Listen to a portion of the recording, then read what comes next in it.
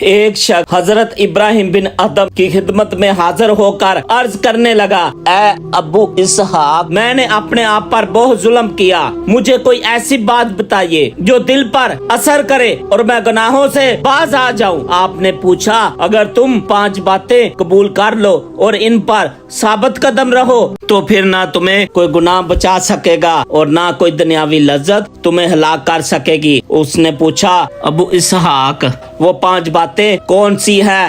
آپ نے فرمایا، اگر تم اللہ تعالیٰ کی نافرمانی کرنا چاہتے ہو تو پھر اس کا رزق نہ کھاؤ۔ اس نے کہا، پھر کیا کھاؤں؟ زمین میں جو کچھ بھی ہے وہ سارا اسی کا ہے۔ آپ نے فرمایا، پھر تم ہی بتاؤ، کیا یہ اچھی بات ہے کہ اس کا رزق بھی کھاؤ اور اس کی نافرمانی بھی کرو؟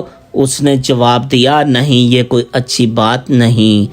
اب آپ دوسری بات فرمائیں۔ آپ نے فرمایا، اگر تم اس کی نافرمانی کرنا چاہو تو پھر اس کے علاقے میں نہ رہو۔ اس نے جواب دیا، یہ تو پہلے سے بھی زیادہ مشکل بات ہے، مشرق مغرب اور ان کے درمیان کا سارا علاقہ اسی کا ہے، تو پھر میں کہاں رہ سکتا ہوں؟ آپ نے فرمایا، کیا یہ اچھی بات ہے کہ اس کا رزق بھی کھاؤ اور اسی کے علاقے میں رہو اور پھر اس کی نافرمانی بھی کرو؟ اس نے کہا، تیسری بات فرمائے۔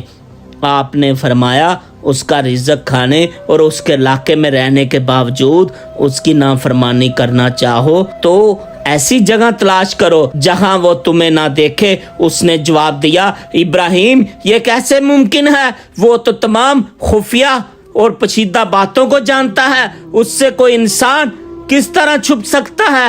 آپ نے فرمایا، کیا یہ اچھی بات ہے کہ اس کا رزق بھی کھاؤ، رہو بھی اس کے علاقے میں، اور جب نافرمانی کرو تو وہ تمہیں دیکھ بھی رہا ہو؟ اس نے کہا، نہیں، یہ کوئی اچھی بات نہیں ہے۔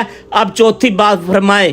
آپ نے فرمایا، جب تمہاری روح قبض کرنے کے لیے ملک الموت تمہارے پاس آئے تو اس سے یہ کہو کہ مجھے تھوڑی مہلت دے دو تاکہ میں سچی توبہ کر لوں اور نیک عمل کر لوں، تو کیا وہ تمہیں مہلت دے گا؟ اس نے جواب دیا، ہرگز نہیں۔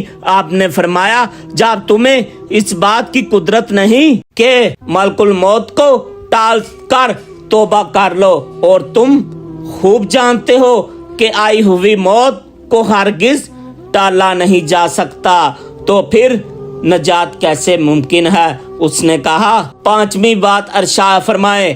آپ نے فرمایا، جب قیامت کے دن دوزخ کے فرشتے تمہارے پاس آئیں گے تاکہ گھسیٹ کر تمہیں دوزخ لے جائیں تو کیا تم ان کے ساتھ جانے سے انکار کر سکو گے؟ اس نے جواب دیا، نہیں، وہ مجھے نہیں چھوڑیں گے، میری کوئی معذرت قبول نہیں کریں گے۔ آپ نے فرمایا، پھر نجات کی امید کیسے کر سکتے ہو؟ اس نے کہا، ابراہیم، بس یہ واعظ نصیحت میرے لیے کافی ہے، میں اللہ تعالیٰ کے حضور سچے دل سے توبہ استغفار کرتا ہوں۔ پھر اس نے آپ کی صحبت رفاقت کو اختیار کر لیا اور باقی ساری زندگی آپ کے ساتھ مل کر اللہ تعالیٰ کی عبادت میں بسر کی، حتیٰ کہ موت ہی نے دونوں کو ایک دوسرے سے جدا کیا۔